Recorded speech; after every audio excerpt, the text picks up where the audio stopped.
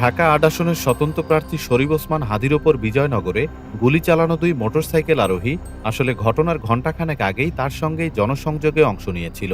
পুলিশের CCTV footage ও হাদির প্রচার দলের সরবরাহ করা ছবি বিশ্লেষণ করে এ তথ্য নিশ্চিত হয়েছে online news portal the dissent.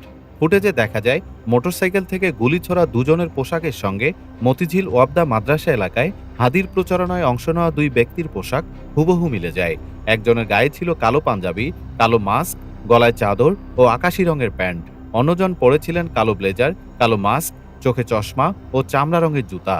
এই দুই ব্যক্তিকেই পরে মোটরসাইকেলে করে আসা হামলাকারী হিসেবে শনাক্ত করা যাচ্ছে।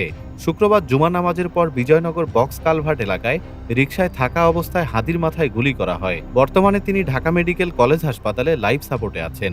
হাদির প্রচার টিম জানায়, হামলাকারীদের চিহ্নিত করতে আরও ছবি ও ভিডিও সংগ্রহ করা হচ্ছে। নতুন কোনো তথ্য পাওয়া গেলে তা প্রকাশ করবে দ্য ডিসেন্ট।